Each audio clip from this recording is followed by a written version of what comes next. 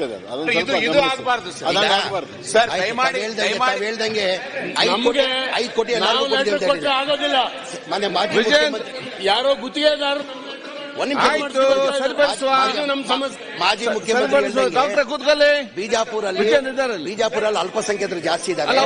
ಎಲ್ಲರಿಗೂ 5 ಕೋಟಿ ಕೊಟ್ಟಿದ್ದಾರೆ. ನೀವು ಅಲ್ಲಿ ಜಾಸ್ತಿ ಕೊಡ್ತಾರೆ. ನಾನು ಅವ್ರ ಪತ್ರನೂ ಕೊಟ್ಟಿಲ್ಲ. ಎತ್ತಲ್ಲ ಸರ್, ಪತ್ರ ಕೊಟ್ಟಿದ್ದೀನಿ, ಪತ್ರನೂ ಇದುವರೆಗೂ ಕೊಟ್ಟಿಲ್ಲ. ಈಗ ಆಯ್ತು, ಎಲ್ಲ ಒಂದೆರಡು ಸಂತೋಷ, ಖುಷಿ ಬಂತು. ತಾವೇ ಮುಖ್ಯಮಂತ್ರಿ ಅವತ್ತೇ ಈ ಬುದ್ಧಿ ಹೇಳ್ಬಿಟ್ಟಿದ್ರೆ ಏನಪ್ಪ ಈ ತರ ಹೇಳಿಕೆ ಕೊಟ್ಟಿದ್ದಾರೆ ಅಂದ್ರೆ ಅವಾಗ ಐದಿಲ್ಲ 10 ಕೋಟಿ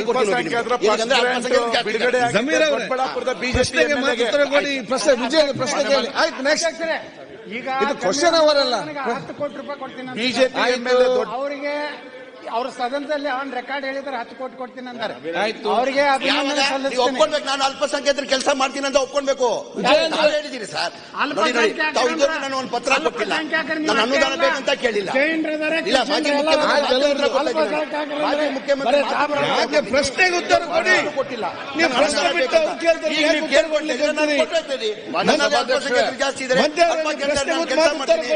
10 ಕೋಟಿ ಕೊಡಿ ಅಂತ ಕೇಳ್ಕೊಳ್ಳಿ, ಕೊಡ್ತೀನಿ ನಾನು. ಮಂತ್ರಿ ಅವರೇ, ನೀವು ಪ್ರಶ್ನೆಗೆ ಮಾತು ಉತ್ತರ ಕೊಡಿ.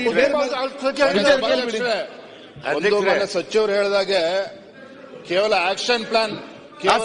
ಗಣೇಶ್ ಮಾನ್ಯ ಸಚಿವರು ಹೇಳಿದಾಗೆ ಮಾಡಿದೀವಿ, 150 ಕೋಟಿನ ಕೊಡ್ತಿದೀವಿ ಅಂತ ಹೇಳಿದೆ.